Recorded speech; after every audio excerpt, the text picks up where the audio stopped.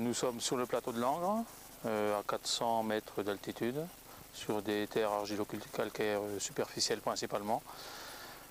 L'exploitation compte 500 hectares, dont 330 hectares de cultures céréalières et 30 hectares de maïs en silage qui sont également semés avec le semoir.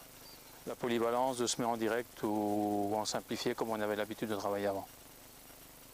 Toutes les céréales, les colzas et les maïs en silage.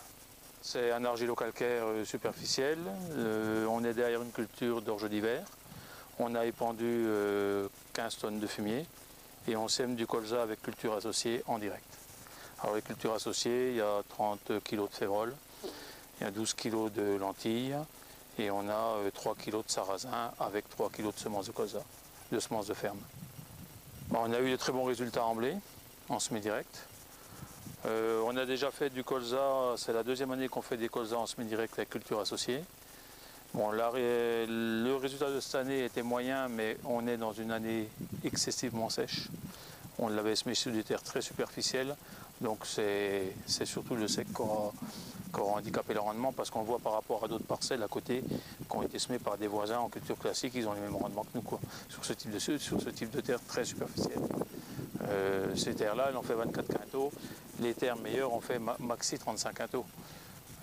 Mais on rencontre ce phénomène-là chez tous les agriculteurs, quel que soit le type de semis. Après, les blés, on a une parcelle de blé où il y a eu des attaques de souris avant semis. Là, on a refait un travail de sol avant semis. Oui, le but, c'est de partir en semis direct.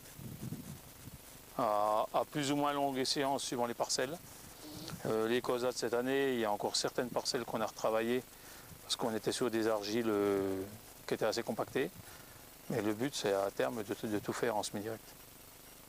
Bon, on n'a pas de souci avec le service. Notre technicien répond au téléphone quand on l'appelle. Mais comme on n'a pas eu de souci avec la machine, on n'a pas eu besoin du service après-vente.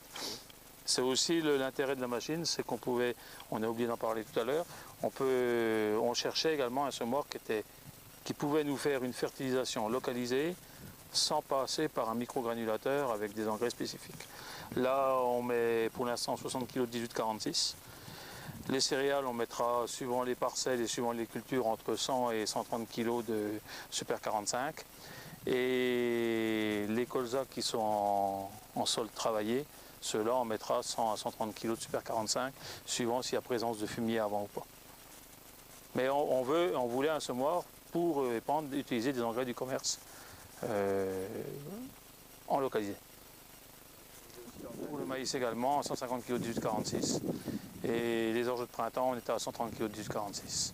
Au printemps, on a fait une expérience de largeur de semoir dans une parcelle sans engrais, avec pourtant l'apport après semis sous forme ammonitrate des 30 unités d'azote, parce qu'on mettait 150 kg de 18-46, et la différence a été impressionnante jusqu'à la moisson.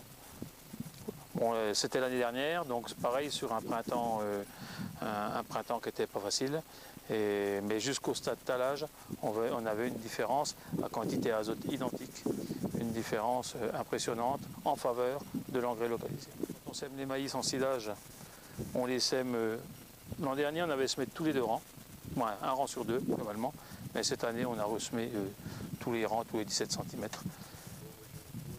pour avoir une bonne homogénéité.